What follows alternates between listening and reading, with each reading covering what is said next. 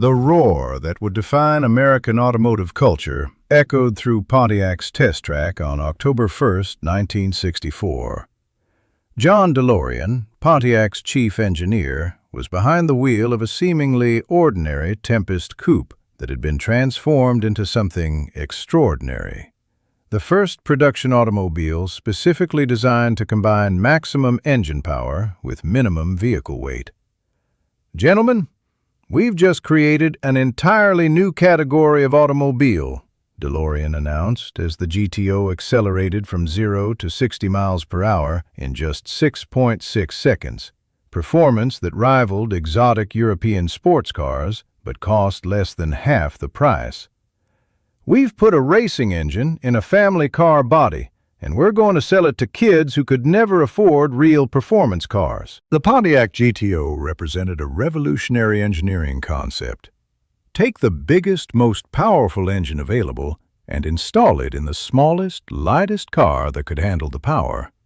The result was affordable high performance that would democratize automotive excitement and create the muscle car phenomenon that defined American car culture for the next decade.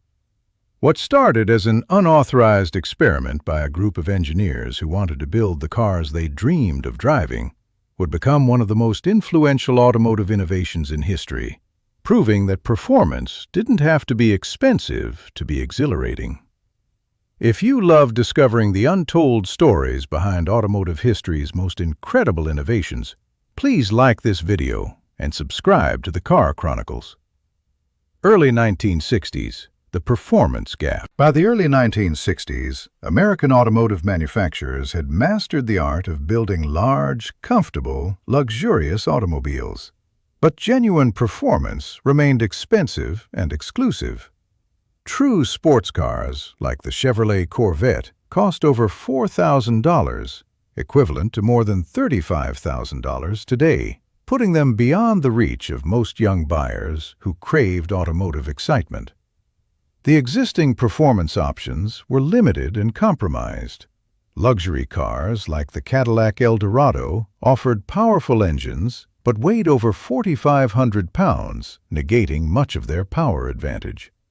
Compact cars were affordable but typically equipped with modest engines that prioritized fuel economy over performance. Young buyers in the early 1960s had very few options for affordable performance, observed automotive historian Gary Witzenberg. They could buy a used sports car that might be unreliable, modify a compact car themselves, or save money for years to afford something genuinely fast from the factory. The gap was particularly frustrating because American manufacturers produced some of the world's most powerful engines. But these motors were reserved for large, expensive vehicles that young buyers couldn't afford and didn't want. The solution seemed obvious. Put big engines in small cars. But corporate policies and conventional wisdom stood in the way. General Motors, like most manufacturers, had unwritten rules about which engines could be installed in which vehicles. Compact cars received compact engines, intermediate cars got intermediate engines, and full-size cars got the biggest, most powerful motors. Mixing these categories was considered poor marketing strategy and potential brand dilution. 1962-1963. The underground development. John DeLorean, Pontiac's chief engineer, had joined the division in 1961 with a mission to transform Pontiac's stodgy image into something more exciting and youthful. DeLorean understood that young buyers represented the future of the automotive market, but they needed products that matched their desires for performance, style, and affordability. Working with engineers Russ G., Bill Collins, and Jim Wangers, DeLorean began exploring ways to circumvent GM's engine size restrictions while staying within corporate guidelines. The team identified the Tempest, Pontiac's intermediate-size car, as the perfect platform for their experiment. The engineering concept was elegantly simple. The Tempest was large enough to accommodate Pontiac's 389 cubic inch V8 engine, the same motor used in full-size cars, while remaining light enough to deliver genuine performance. The 389 V8 produced 325 horsepower, nearly double the power of typical intermediate car engines. "We knew we were breaking corporate rules," recalled Bill Collins years later. "But we also knew we were creating something special, a car that would give young buyers the performance they wanted at prices they could actually afford." The project proceeded in semi-secrecy, with development work conducted during off hours and presented to management as a limited production option package rather than a new model line. This approach allowed the team to avoid corporate oversight while proving the concept's viability. 1963 to 1964, the GTO package development. The team's breakthrough came when they positioned their high-performance creation not as a separate model, but as an option package for the existing Tempest. The GTO, Gran Turismo Omologato package, could be ordered by customers who specifically wanted maximum performance, avoiding the need for separate manufacturing lines or dealer training. The GTO package included far more than just the powerful engine.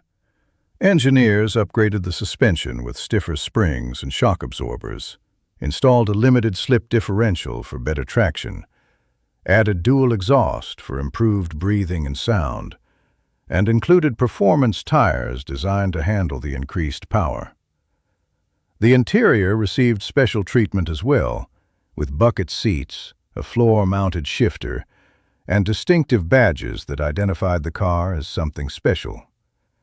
The exterior was subtly but importantly different, with dual hood scoops, special striping, and aggressive styling cues that announced the car's performance intentions. The GTO wasn't just about raw power, explained automotive journalist Tom McCahill.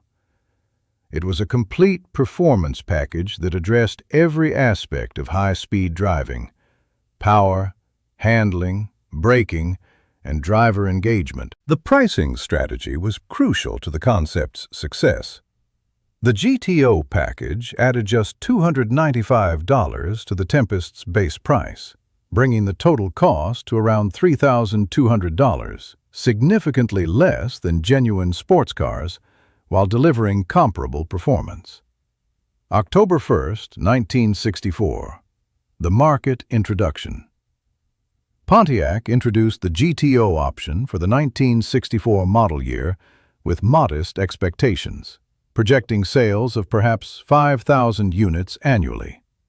The conservative forecast reflected uncertainty about market demand for high-performance intermediate cars and concerns about insurance costs and safety regulations. The market response was immediate and overwhelming. Young buyers who had been waiting for affordable performance cars flooded Pontiac dealers, often ordering GTOs before they could test drive them. Word-of-mouth advertising from early owners created additional demand as the car's performance capabilities became widely known. The automotive press was initially skeptical, but became enthusiastic after testing. Car and Driver magazine called the GTO the most significant new car in a decade, and praised Pontiac for creating genuine performance at mainstream prices. The GTO changed everything about how people thought about performance cars, recalled automotive journalist Brock Yates.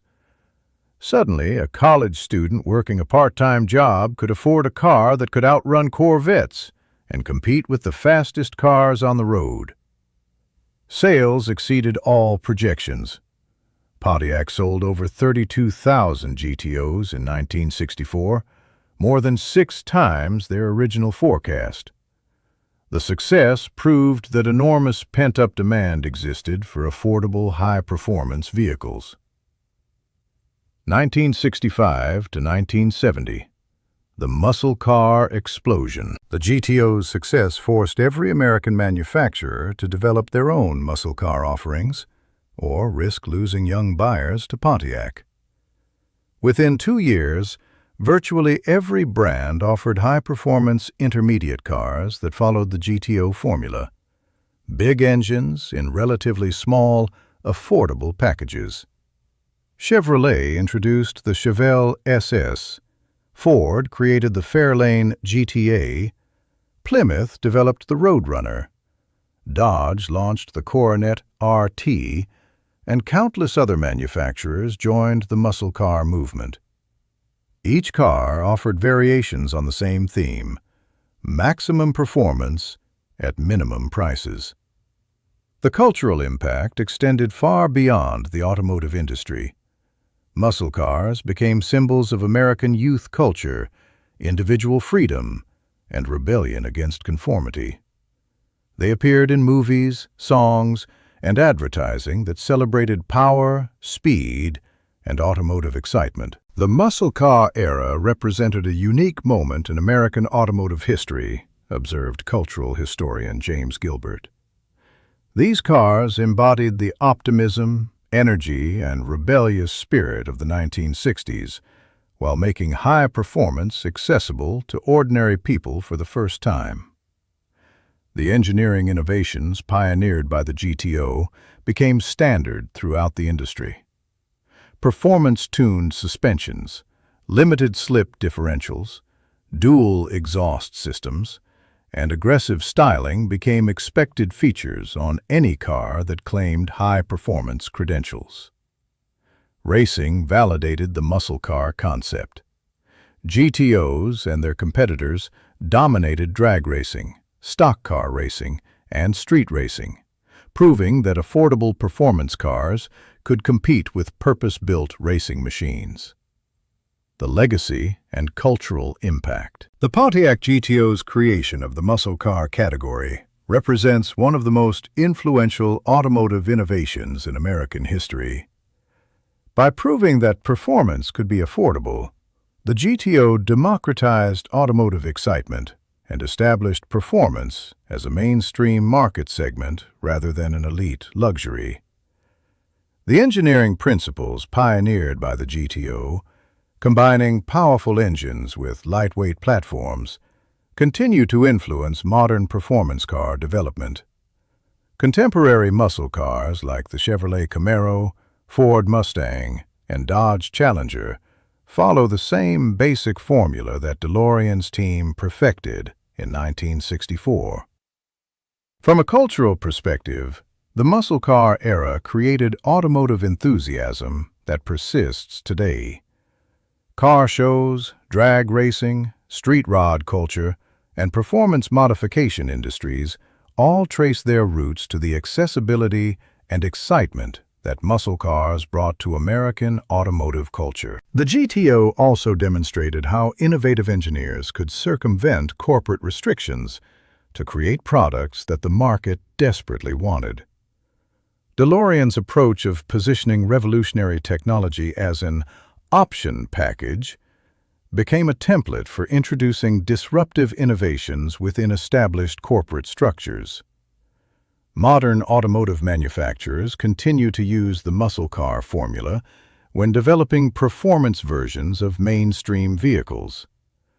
The concept of installing powerful engines in relatively affordable platforms remains one of the most effective ways to create excitement and attract enthusiastic buyers. The social impact of affordable performance cars was profound.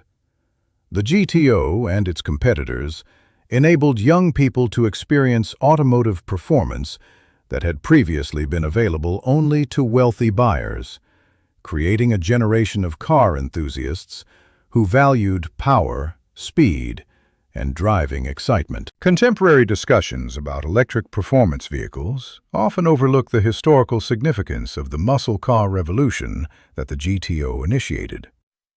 Making advanced performance technology accessible to ordinary consumers remains one of the automotive industry's most important challenges and opportunities. The GTO story reminds us that the most transformative automotive innovations often come from engineers who understand what customers want better than corporate management does. DeLorean's willingness to challenge conventional wisdom created an entirely new market category that generated billions in sales and influenced automotive culture for generations. Today, the distinctive rumble of V8 muscle cars continues to excite automotive enthusiasts around the world, carrying forward the legacy of John DeLorean's 1964 decision to put the biggest engine available into the smallest car that could handle it. The muscle car era officially ended in the early 1970s due to emissions regulations, insurance costs, and fuel economy concerns. But the fundamental appeal of affordable high performance that the GTO pioneered remains as strong as ever. If this story moved you, subscribe to the Car Chronicles and hit that like button. Share it with someone who needs to know that the greatest automotive innovations often come from engineers who refuse to accept that performance has to be expensive or exclusive.